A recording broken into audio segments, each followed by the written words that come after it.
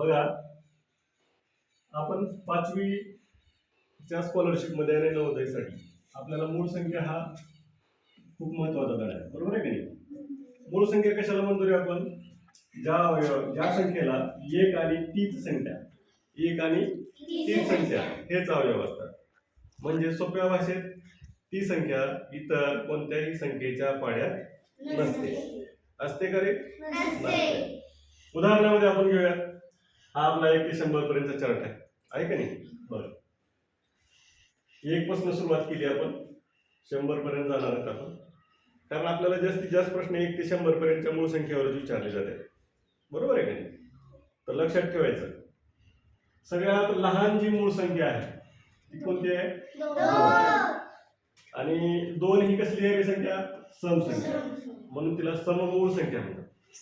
कसली म्हणतात? सममूळ. आणि ह्या सगळ्या 1 ते 100 पर्यंतच्या मूळ संख्येमध्ये फक्त एकच एवढी 2 ही संख्या आहे, ती समसंख्या. बाकी सगळ्या कसल्या आहेत बघा? 3 विषम आहे, 5 विषम, हे सगळ्या बाकीच्या कोणत्या आहेत? विषम आहेत. आपण बोल केलेल्या संख्या सगळ्या विषम आहेत की नाही? परीक्षेत विचारतात आपल्याला 1 ते 100 पर्यंत सममूळ असणारी संख्या कोणती? कोणती आहे सममूळ असणारी? 2. कोणती आहे? 2 आहे. दुसरा प्रश्न असा विचारतात, 1 ते 100 पर्यंतची लहान असणारी विषम मूळ संख्या कोणती? कोणती आहे? 3. त्याच्यानंतर 1 ते 100 पर्यंत सर्वात मोठी मूळ संख्या कोणती? सर्वात 1 ते 100 पर्यंत सर्वात मोठी विषम मूळ संख्या कोणती? 97. कारण बाकी सगळ्या विषमच असणार. सगळ्यात लहान मूळ संख्या सांगता येईल किती आहे ती आपली? 2. पण सगळ्यात मोठी म्हणजे टोटल संख्या सगळ्या अंकांमध्ये 1 ते 100 पर्यंत नाही बरं का, सगळ्यात मोठी मूळ संख्या सांगता येते का?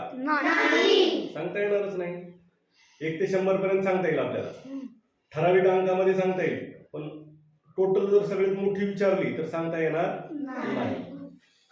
तर आपण 1 ते 10 पर्यंतची मूळ संख्या बघूयात आपण सुरुवातीला. कोणते कोणते?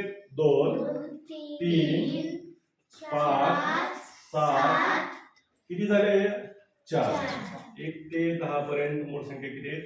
4. कोणते कोणते? 2, 3, 5, 7. आता आपण काय करूयात, 11 ते 20 या दशकामध्ये मूळ संख्या बघूया. कोणते कोणते आहेत त्या? 11, 13, 19. त्याच्यानंतर 21 ते 30 मध्ये बघूया. 23, 29. 31 ते 40 मध्ये. 31 आणि 37 किती येतात? 2. पुन्हा बघा, 41, 43, 47 किती संख्या झाल्या? 3. पुढच्या ह्याच्यात बघू आपण 51 ते 60 मध्ये. 53, 60. पुढच्या दशकात 61, 67. पुढं 71, 73, पुढं 83 आणि 89 या 2 मूळ संख्या आहेत त्या दशकामध्ये. आणि शेवटचा 91 ते 100 मध्ये कोणती आहे? 97. आता ह्याच्यावरती जे प्रश्न विचारतात ते कसे? 1 ते 10 पर्यंत किती मूळ संख्या आहेत? 4. 11 ते 20 पर्यंत किती आहेत? 4. 21 ते 30 पर्यंत किती आहेत? 2. 31 ते 40 पर्यंत किती आहेत? 2. 41 ते 50 पर्यंत किती आहेत? 3. 51 ते 60 पर्यंत किती आहेत? 2. 61 ते 70 पर्यंत किती आहेत? 2. 71 ते 80 पर्यंत किती आहेत? 3. 81 ते 90 पर्यंत किती आहेत? 2. आणि 91 ते 100 पर्यंत किती मूळ संख्या आहे? 1. बरोबर आहे की एवढ्या आपल्या किती मूळ संख्या आहेत रे? टोटल 25 आहेत. किती मूळ संख्या आहे? 25. 1 ते 100 पर्यंत मूळ संख्या आहे 25. आता ह्याच्यावरती एक साधा प्रश्न विचारतात, एखादी संख्या देतात आणि ह्याचे अवयव काय म्हणून विचारतात. मूळ संख्येला अवयव कोण कोण असतात रे? 1 आणि 30 संख्या. 1 आणि 30 संख्या. म्हणजे दुसरे अवयव असतात का त्याला? नाही. त्याच्यामुळे आपल्याला परीक्षेत जरी विचारलं किती अवयव आहेत तर त्याला किती असणार आहेत? 1 आणि 30 संख्या. दुसरे अवयव शोधत बसायची गरज नाही, कारण ती मूळ संख्या आहे.